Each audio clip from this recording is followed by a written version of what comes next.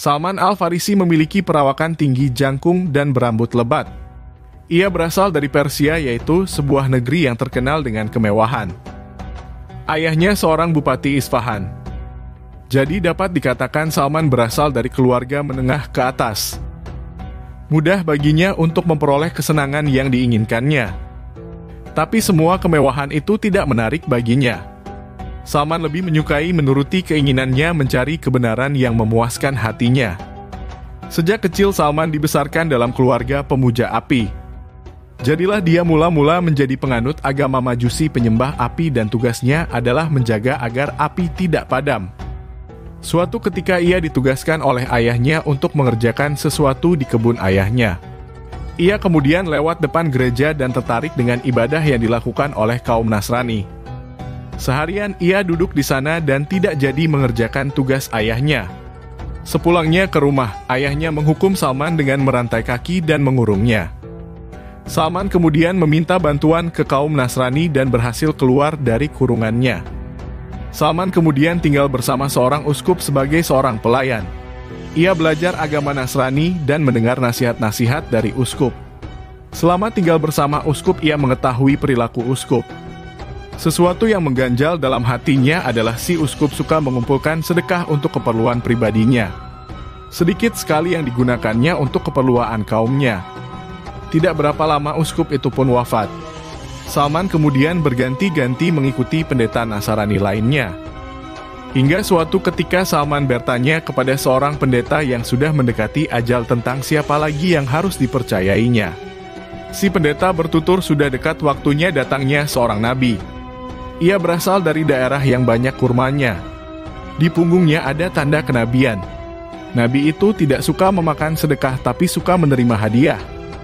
Kalau engkau sempat menemuinya, ikutilah dia. Suatu hari Salman bertemu rombongan pedagang. Taulah Salman bahwa rombongan itu berasal dari Jazirah Arab. Kemudian Salman meminta kepada rombongan itu agar ia dapat menyertainya ke daerah Arab dengan imbalan memberikan beberapa hewan ternaknya. Pergilah Salman mengikuti rombongan pedagang menuju Jazirah Arab. Sesampai di tempat pedagang itu tinggal Salman malah dijual sebagai budak dan sering diintimidasi. Akhirnya Salman tinggal dengan majikannya yang beragama Yahudi.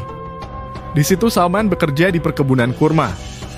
Ketika sedang memetik kurma, Salman mendengar percakapan majikannya dengan seseorang bahwa ada peristiwa hot sedang menjadi perbincangan di masyarakat. Ada seorang yang mengaku Nabi berasal dari Mekah. Ia dikelilingi oleh masyarakat yang ingin mendengarkan ajaran yang dibawanya. Salman merasa gembira. Setelah seharian bekerja di kebun, malamnya Salman mencari tahu keberadaan Nabi yang didengarnya tadi siang. Sambil membawa makanan dipasangnya kuping untuk mencari tahu di mana posisi Nabi malam itu. Akhirnya diketahuilah oleh Salman bahwa Nabi sedang berada di Baqi. Di sanalah Salman menemui Nabi Muhammad untuk pertama kalinya. Ketika itu Nabi sedang duduk bersama sahabat-sahabatnya. Kemudian Salman menemui Rasulullah sambil menawarkan makanan. Salman menyampaikan tuan-tuan kalain sedang dalam perjalanan panjang dan membutuhkan makanan. Ini saya bawakan sedikit makanan sebagai sedekah bagi tuan-tuan. Nabi memerintahkan para sahabatnya untuk makan, tapi ia sendiri tidak menjamah makanan itu. Dalam hati Salman inilah satu dari tanda bahwa Nabi tidak makan dari sedekah. Pagi-pagi Salman kembali menemui Nabi beserta para sahabatnya dengan membawa sejumlah makanan. Berkatalah Salman bahwa makanan ini merupakan hadiah darinya. Lalu Nabi pun makan bersama sahabat-sahabatnya. Sehingga Salman menjadi yakin dengan tanda kedua kenabian. Beberapa waktu berikutnya, Salman mencari keberadaan Nabi dan dijumpainya ketika mengiringi jenazah. Saat itu Salman melihat Nabi mengenakan 2 lembar kain. Satu kain untuk sebagai baju dan kain lainnya sebagai sarung. Salman memberikan kode bahwa dia ingin melihat pundak Rasulullah. Maka Nabi pun memperlihatkan punggungnya hingga tampak tanda cap kenabian yang dibaunya. Menjadi yakinlah Salman tentang kebenaran Nabi yang disebutkan oleh pendeta dulu. Dipeluklah Nabi oleh Salman sambil diciumnya. Salman bertekad untuk membantu perjuangan Rasulullah. Akan tetapi Salman belum bisa melaksanakan keinginannya itu lantaran masih berstatus sebagai budak. Kemudian Salman diminta agar menemui majikannya dan menebus untuk pembebasan dirinya. Nabi meminta sahabat-sahabatnya agar membantu keuangan Salman. Akhirnya merdekalah Salman dan siap membantu perjuangan dakwah Rasulullah. Diriwayatkan Salman tidak berkenan dengan jabatan kecuali dalam pasukan menuju medan perang. Seringkali dia menolak jabatan padahal Salman sangat berjasa membantu perjuangan Nabi Muhammad SAW. Ketika ditanya mengapa dia sering menolak jabatan, Salman menjawab jabatan itu manis ketika memegang dan pahit ketika melepas.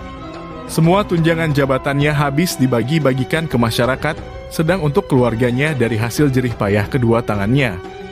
Kesederhanaan Salman tergambar dari rumahnya yang kecil. Sebagai gambaran, ketika akan membuat rumah Salman bertanya pada tukangnya, "Bagaimana rumah yang akan kamu buat?" Kebetulan tukang itu mengenal watak Salman. Dijawab oleh tukang bahwa rumah yang akan dibuatnya sangat sederhana dan murah. Bila engkau berdiri maka atapnya akan mengena kepalamu. Bila engkau tidur maka kakinya akan mengena dinding kamar. Menjawablah Salman, "Betul sekali rumah yang akan kamu buat." Di akhir hidupnya Salman meninggal di atas pembaringan. Banyak peperangan dilaluinya dan medan perang tidak mampu membunuhnya. Sang panglima itu menghembuskan napas akhirnya di tempat tidur di rumahnya yang sangat sederhana.